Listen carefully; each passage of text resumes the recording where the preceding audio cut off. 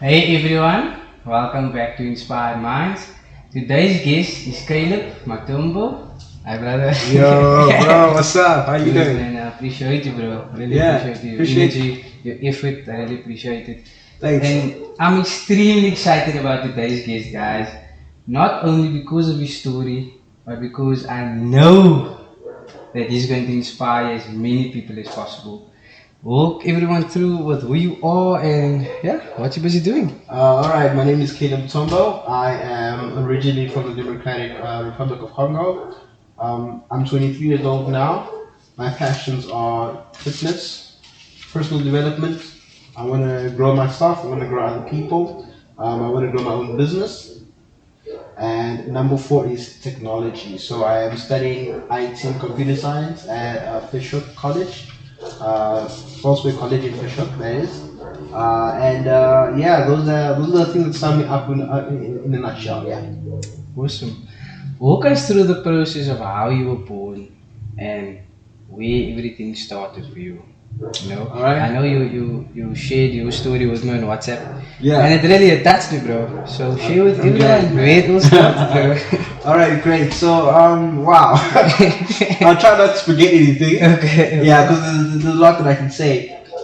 Okay, so that's not where I was born. I was born in 1997 in the Democratic Republic of Congo. I moved here to South Africa seeking medical treatment for my physical health. At the time, my bones, this bone right here, was curved like this. Okay. Yeah, and so what happened is, so we had operations done over there, and so basically they cut the bone, and then they laid it out straight, and then they wrapped it in casting, so the bone could grow straight.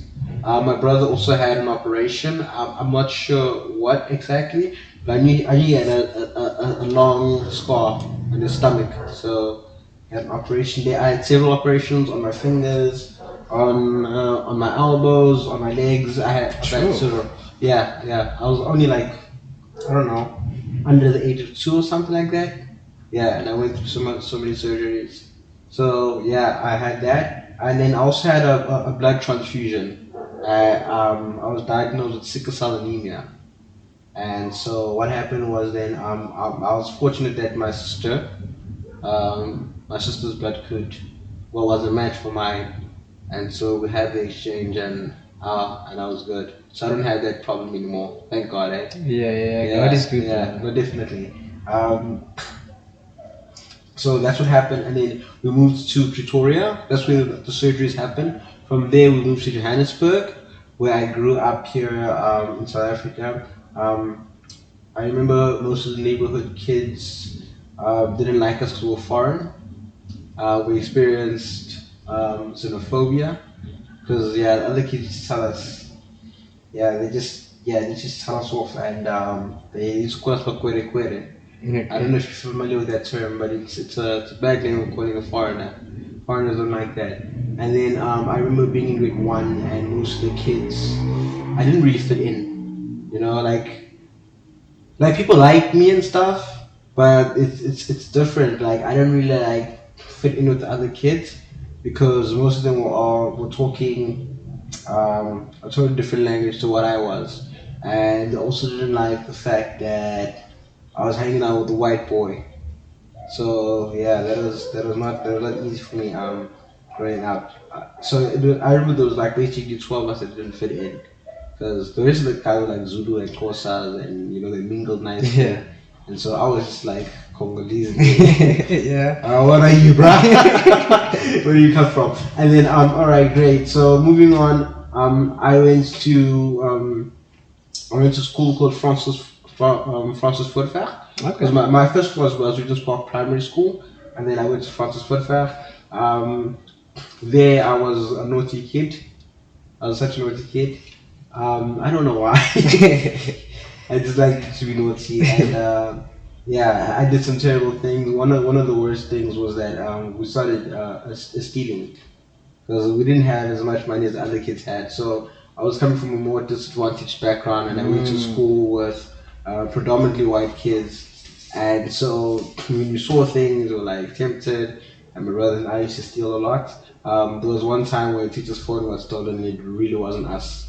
It was not us this time, but we got, yeah, we were accused of it, and that was that. It taught me a lesson. It taught me that when you do a bad thing for a very long time, you can only get away with it for a certain amount of time, and until it catches up to you. You understand? And then, yeah, when it catches up to you, man, hey, it's going down. You know, sorry to break you. Nah, it's okay. That happened to me as well. You know, Okay. where I was in a naughty phase. You know. Yeah. But the thing is, I kept asking myself, why is this bad thing happening to me? Because Oh. when you do the wrong things, bad things always happen to you.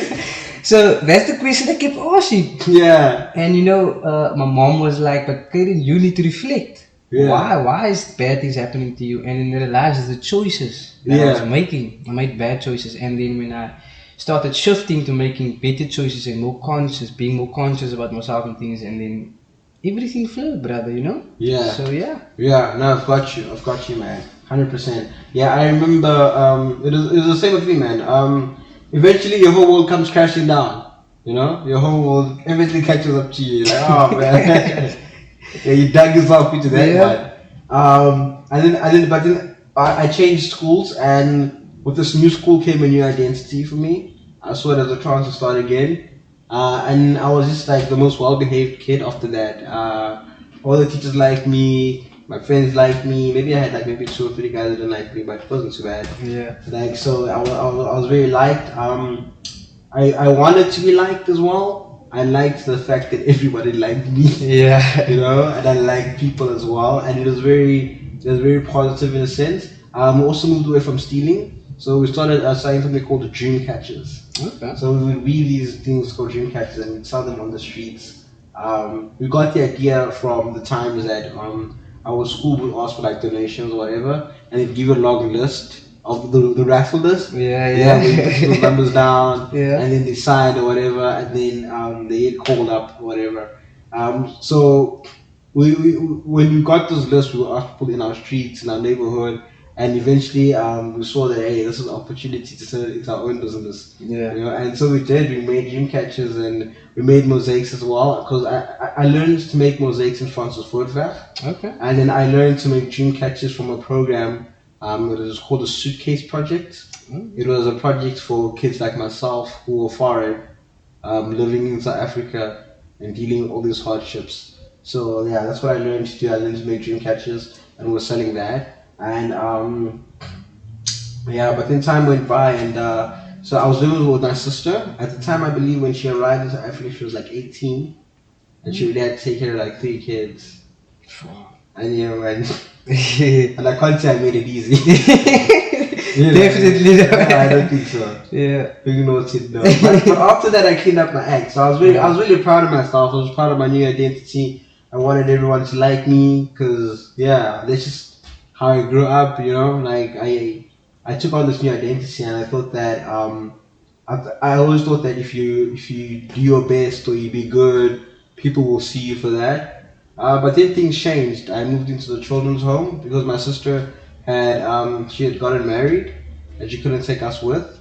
So for about a year and a half, we were living as a child-headed household. Yeah, my parents had gone to Congo, so I sort of forgot this. So what happened is that when we arrived to Africa, my grandfather died when I was in the 2nd grade, and so my grandmother went back to Congo, and then we were a child-headed household. And then after that, my sister came. And when she came, and then she also left because she just couldn't do it anymore. She wanted to get married and also get her life going and whatnot. And so she did that. And she got married. She moved to Cape Town. I was still living in Johannesburg, and then I moved to a children's home. And I remember when I arrived there, we were judged. Yeah, We were judged for selling dream catchers. We were called manipulative, and these things really hurt my feelings. They hurt my self-esteem. They changed the way I looked at myself. I felt dirty, you know, like I felt like you're nothing. yeah, like, no, I felt like such a terrible person. Oh, okay. You know what I mean? Yeah. So I remember falling sick at school. And one of the teachers asked me, "Would you not like to call home, perhaps? And maybe we can send you home." And I said, "Yeah." And so they did send me home. And uh, I remember also going back to school again, and then I was still not well. And so they asked me, "Have you been to the doctor?" And the honest answer was no. But and then so they sent me home again. And then when I got home, they jumped to the conclusion that I went to school and I said that they don't feed me nicely, and I said all these ugly things which were not true. Um, some part of me was disappointed, but also some part of me understood because when we did get to the children's home, I did. I was very upset, and the only way I knew to vent that out was through social media. Yeah. So that's not a very good tool because it sort of stays there. Yeah. I don't know if you can delete it now, but I think it.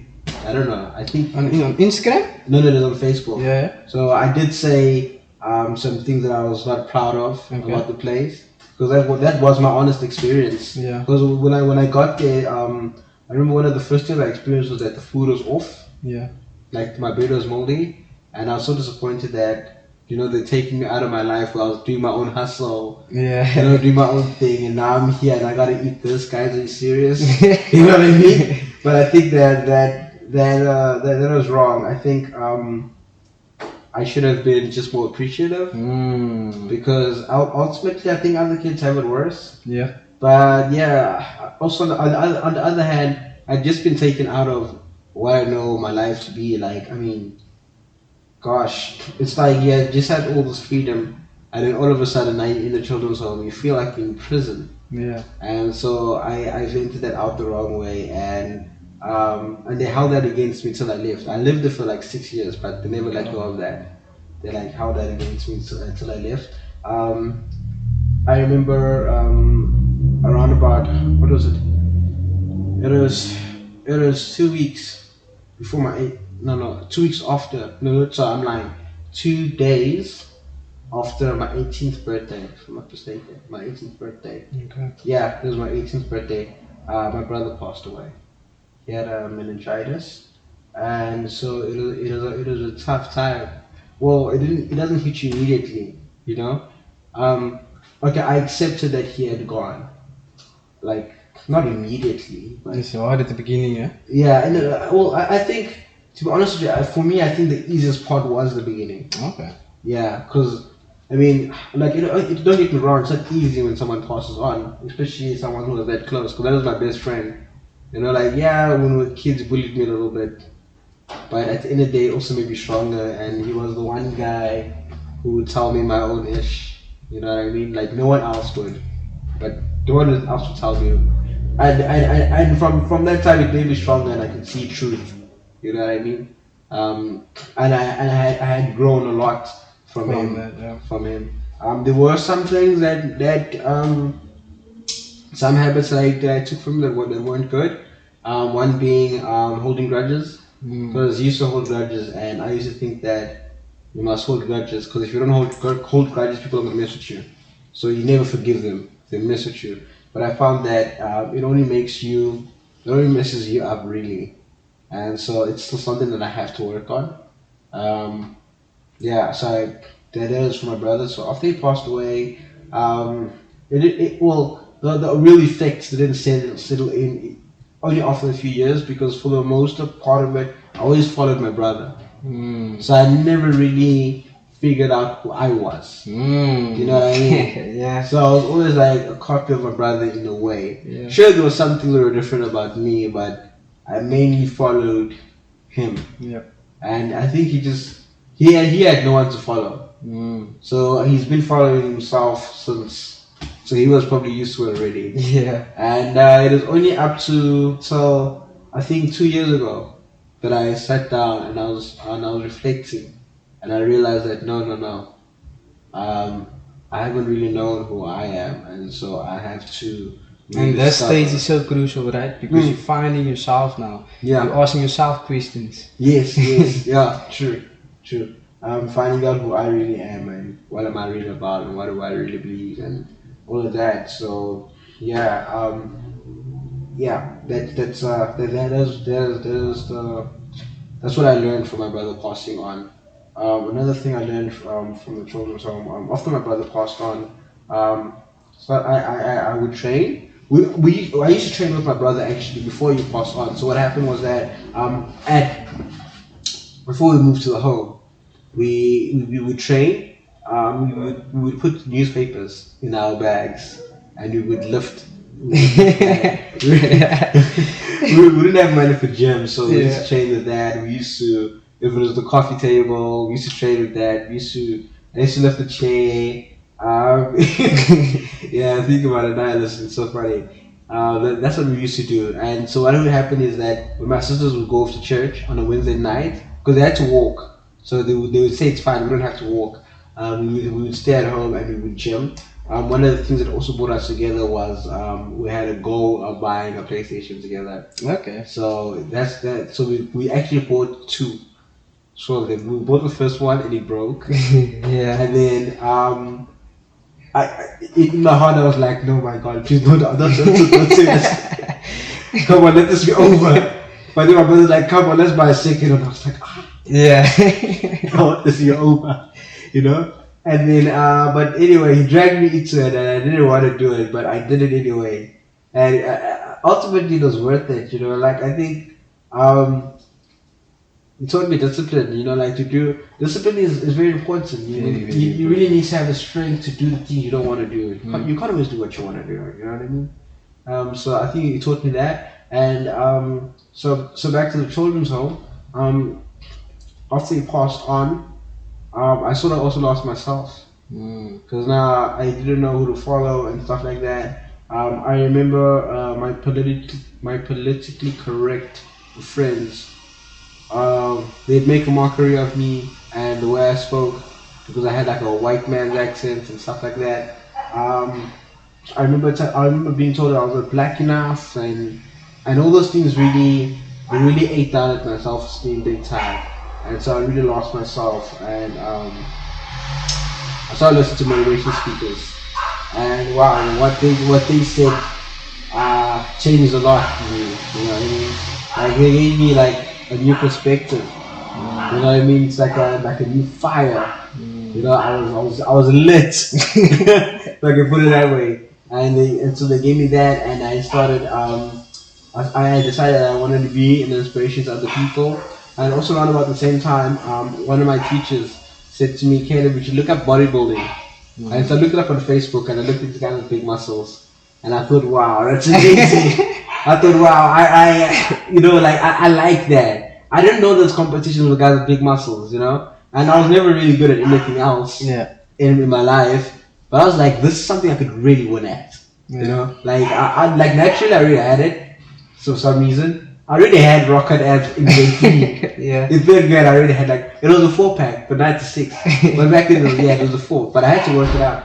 So the thing is, I looked at bodybuilding. I was like, I could really win at this. You know, never did soccer or cricket or anything else, but bodybuilding, this was in my lane. And so I started training. I would train. I first started training 3 hours a day. 3 hours a day after school. We would have overtime, which is like 1 hour. But after that, I would go in the gym and I would do my thing. You know, and no one forcing me, no one coaching me, but I was just there. I was doing my thing, and then sometime later, we had an event at the children's home, and one of the seniors' son-in-laws was there, and he saw me, and he looked at my arm. Now I'm a brain, but he looked at my arm, and he was like, "Damn, do you train?" And I was like, yeah, I do train. He was like, oh, really? And then we had a whole conversation about gym and stuff like that. And he took me on. He said, yeah, you know what? I'll train you. And so he helped me out. He organized a gym contract. Well, we didn't actually was consistent in training, and hard work paid off, man. Hard work paid off. One time I was trying to start my own like gym clothing brand. It was called Taguan. Sorry? Taguan. Oh, Taguan. Yeah, I wanted to start my own gym clothing brand, and I was also involved in something called the Forum. Mm-hmm. So the Forum was Kids Haven's it is the children's homes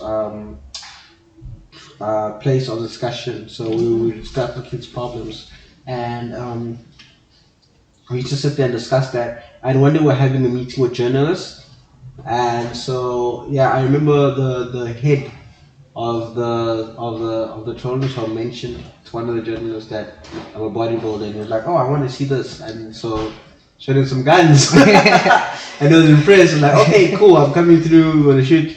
Let's write your story." And so we did, and the local newspaper caught the attention of a local gym, and so I met another personal trainer called Ryan Manthe, and he gave me a lot of opportunity. He gave me he managed to organize two free fitness study courses that I did. I'm still working on the one. Like I've just had too much on my plate lately. I've honestly lost track. But yeah, I'm working on the other one, and then also, so you had that. You had he also helped me organize supplements. 1 month, every month they give me like I think it's 1,400 rand worth of free supplements from Nitro, Okay. which is a supplement store, and then he also organized me a life free gym contract at his own gym. So see. Nice. Yeah. So if there's anything I learned from that is that you know what, man, just work hard, be silent. Yeah. I know we read a lot of these quotes on social media that says work hard, let your success make some noise, but no, really, it's true. Yeah. Cliches are cliches for a reason, you know. So I remember working out, and I remember just being so grateful because this is the one thing. This was the first time in my life I was ever really consistent with something over a long period of time. I believe it was over 2 to 3 years that I was training. Yeah, but prior to being discovered, I actually went to a bodybuilding competition by myself, and so that was hard for me because I didn't know how to get there and all of that, and how to get in. But I figured all of that out, and I went on stage. And again, not to boast, but I had 3 judges crying. Yeah. Yeah, they were crying. And the funny thing is that Ryan Manthe, who I just mentioned, was actually at the event. Okay. But he didn't know me at the time. And then it was within the same year. Months later, he saw me in the newspaper and was like, I got to get in touch with this kid. And that's where all the sponsorships happened. But then the senior of my previous personal trainer, the one I told you, the one that used to pick me up and train me, all of a sudden she got involved, and I felt very uncomfortable because this was someone who had known I was doing bodybuilding, but was very distant, was not very interested, and then all of a sudden she was like on top of everything. I mean, I'm not trying to brag or sound famous or anything, but she's like my manager now. Yeah. You know, like driving me to the hospital, all of this. Like, I'm trying to think, why? What's going on here? Yeah. You know? And, but I was scared. I was scared to say something because, you know, like she could end all of this. You know what I mean? But at the end of the day, you know, she would say that she's coaching me or whatnot, or she wants me to be a better version of myself, whatnot, all of that. But I really just was never sure of this person because the way they just into us really strange. And the funny thing is, before the sponsorships, before the newspapers, she was not very involved. I remember, but maybe I'd seen her once or twice, but I think the majority of the time it was me making an effort to go see her in her office, and I hated seeing her in the office because every time I'd see her, she'd say something that would honestly tear a hole in my heart. She would say something that would really hurt me, and every time I walked into her office, she'd just say something that would just like crush me, you know. And well, after spending some time with her, and I remember she was telling us her story, and I realized that hurt people hurt other people, you know. 100%, man. Yeah. So a lot of the times when you're seeing people being ugly to you or whatever, they're holding a lot of their own insecurities and a lot of ugly things. I mean, I didn't really ask her, but I remember one time she was sharing her story with us, and I also heard bits and bits from other kids before. And then when I got there, sort of got together. Then in the other senior, I used to listen. I used to come to her office every Friday or so. I used to try to go every Friday, and we would just sit and talk to. I just sit and talk to her, and she'd constantly tell me stories about how she was played by this person and that person, not just relationship wise, but like in every other aspects, financially and all these kind of things. And I realized that she has major trust issues. So she was looking at me through those lenses. You understand? And what that taught me is that you really have no power over how people see you. You know, you really have no power over that, and really start. You should need to try to be the best person that you can be. Like I told you, I wanted people to like me growing up because I mean that just felt good because my self-esteem basically came from that. Yeah. If people like me, I like myself. Yeah. You understand what I'm saying? Yeah. And you just switch it up. You need to mature to a point where it doesn't matter anymore, where you like yourself and you're good with that. So yes, I remember that. So that's what I learned throughout all of that. I learned that it doesn't matter. I mean, I'm not perfect. I did make some mistakes. Like I mentioned, I think going on social media the way I did about what I did like about the children's home was not good. And yeah, but yeah, that just stuck with me the whole way. Um, to close things up, what I learned, I think most importantly was that um, people will always project their insecurities and all of that on you, and trying to make you feel bad. So this woman who was there, what she used to tell me is that I'm selfish, that I don't share, and I get all these things, and I'm like, she's not there when I offer someone bread at school. Do you know what I mean? She's not there when I'm sleeping and someone calls me up and they're like, Caleb, I need help with my PC, and I get up. I'm not gonna get money for anything. Yeah. I'm just getting up, Yeah. and I go help them out. They're not there when I'm busy doing my own thing and someone says, Caleb, I can't do this or that on my phone, or can you download this for me or whatever. She's not there when all of that is happening, but she's very quick to criticize the things that I don't do. And I felt very pressured to do nice things, not out of my own heart, but to sort of prove that I was, Yeah. yeah. So,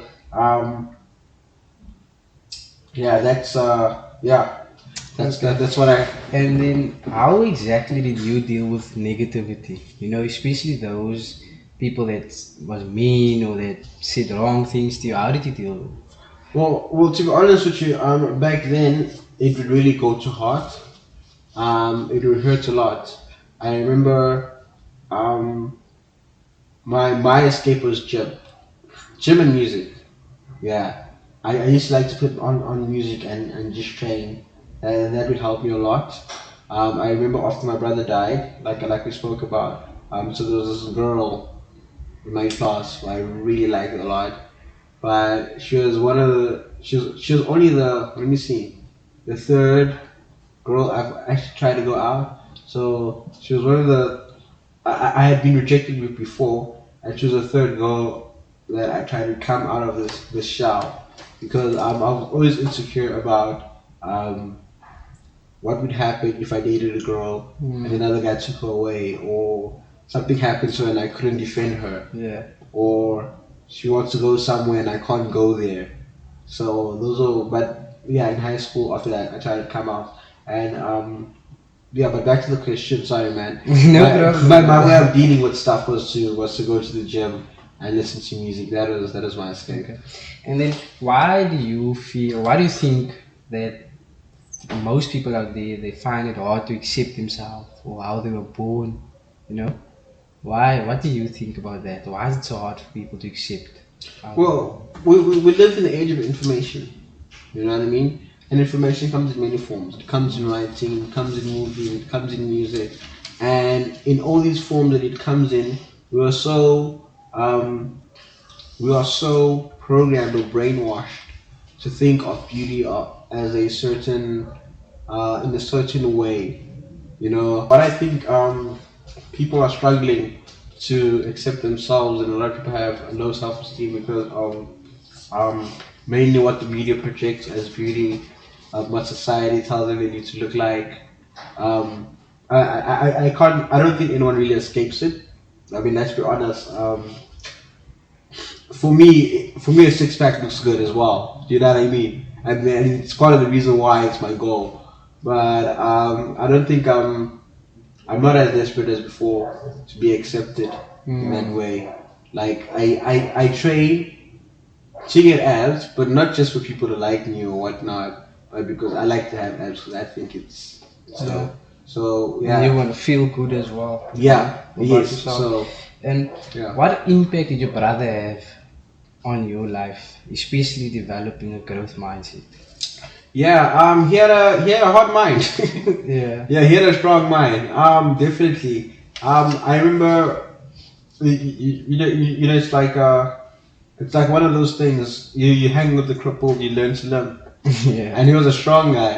So I don't know. I don't know where he got his strength from. To be honest, I'm actually curious about that. I'd love to ask him, but I think it's sort of because he had no one to follow, and so he definitely made my mind much stronger because of his mindset. He was really like the go getter.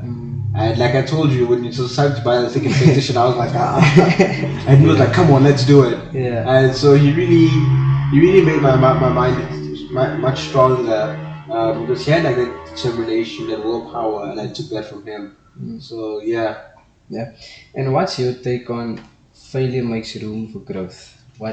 How important Failure. is failure, or rejection, or I- how I- can it help? I think failures, dude, it's way more important than success itself. You know what I mean? Because from failure you learn. You know, failure humbles you as well. Because if you have instant success or whatever, I mean, it's easy to get way ahead of yourself and get like a big head and whatnot, or I'm the man or whatever. So You you need, forget to stay humble, right? yeah, exactly. So you need those failures that to remind you that you still are human and that you're learning, and that there's no escaping failure. So I hear a lot of people often say things like, "Oh no, I don't want to." Talking about failure, yeah, failure is inevitable, and for me, I see it as a learning opportunity.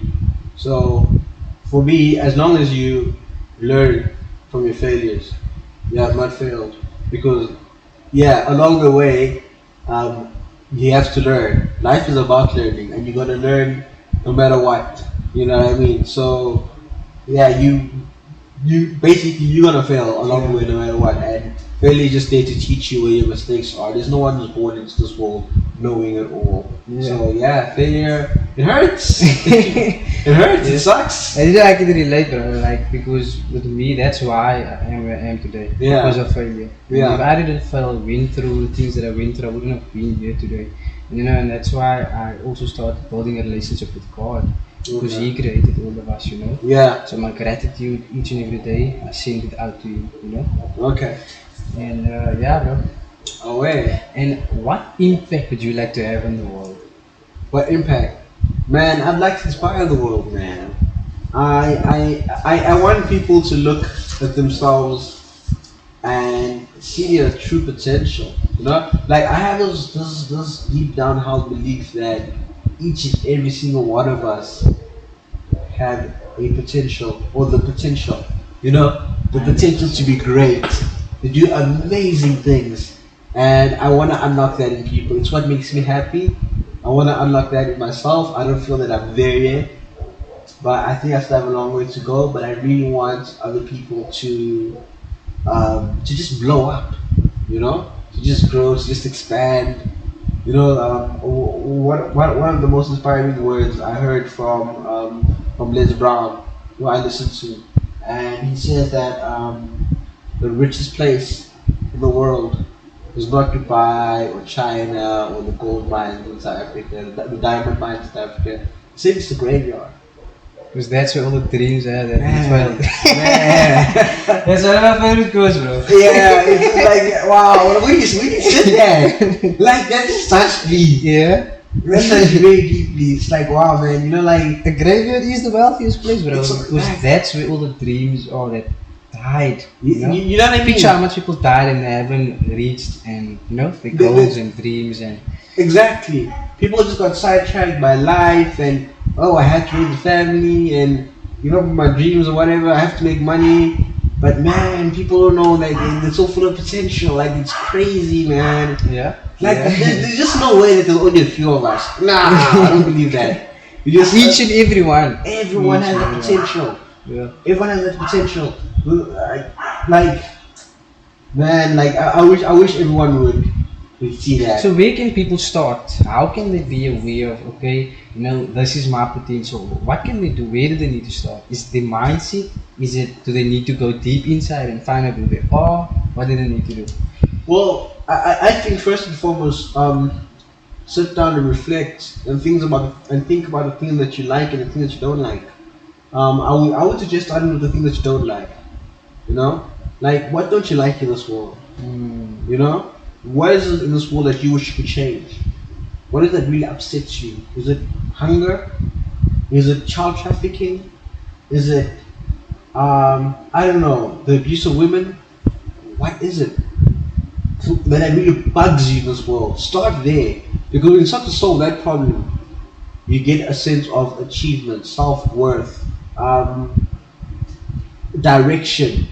You know where you want to go now, because you feel like you want to change something. For myself, So that vision as well, you need to have a vision. you need to have a very clear vision, actually, very clear. I would suggest writing it down and reading it to yourself. That's what I do.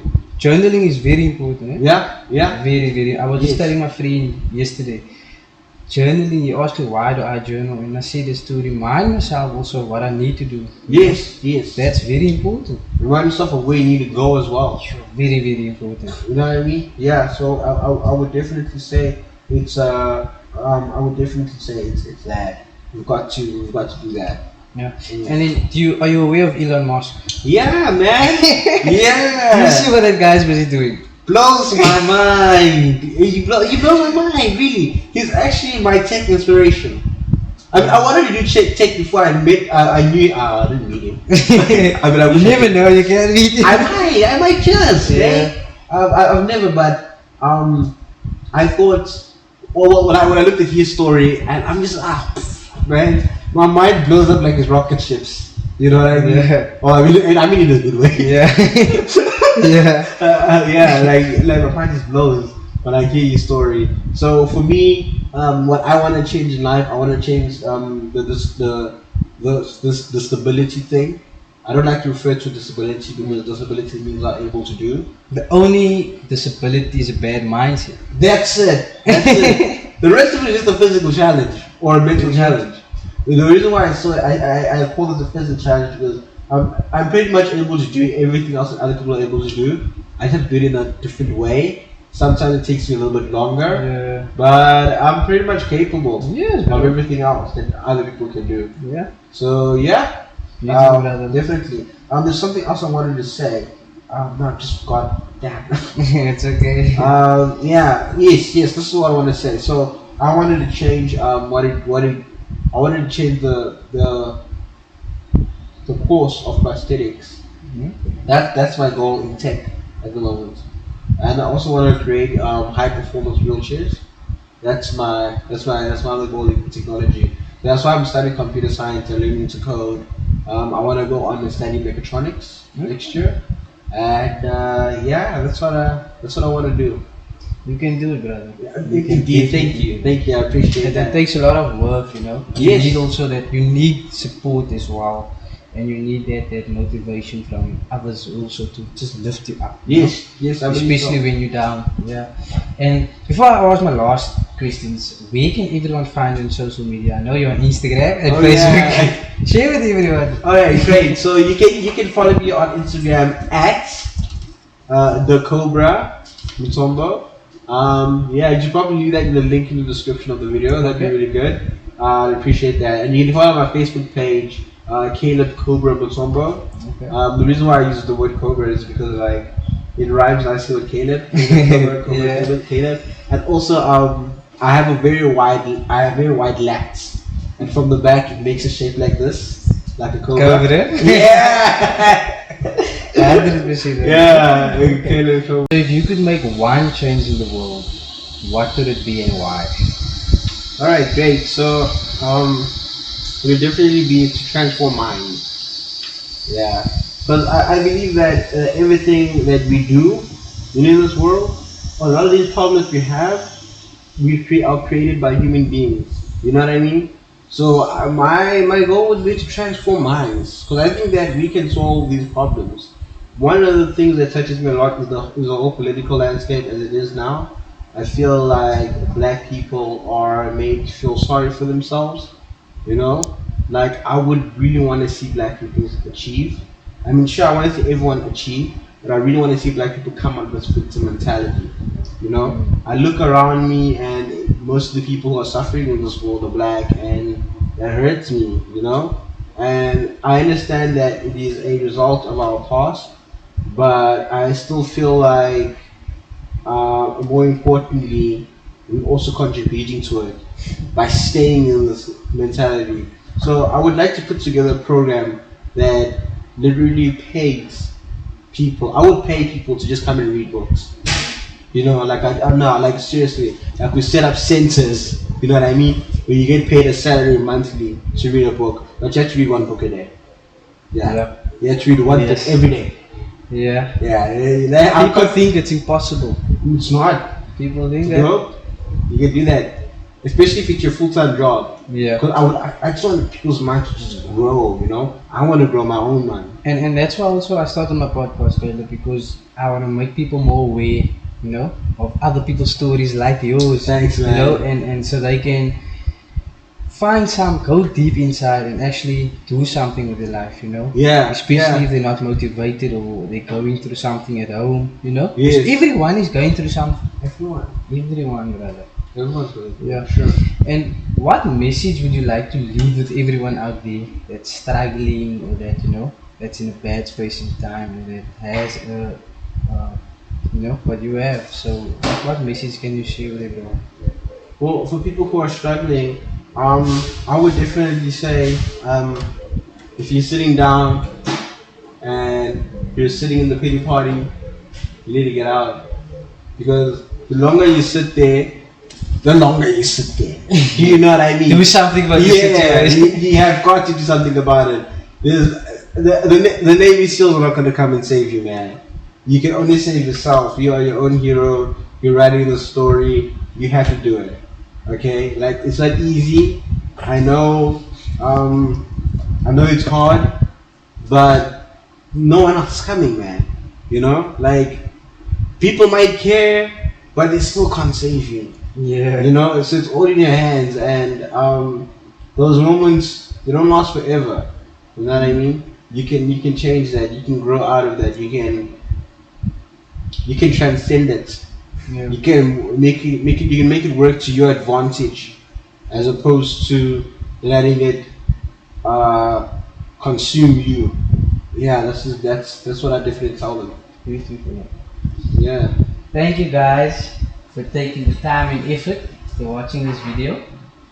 So check Caleb Mutombo's video out, guys. Yeah. Thanks appreciate so that. much, brother. I really appreciate it. My pleasure, man. My pleasure being on your show. I really appreciate that. No problem, It's bro. dope. Thanks, guys. Out. All right.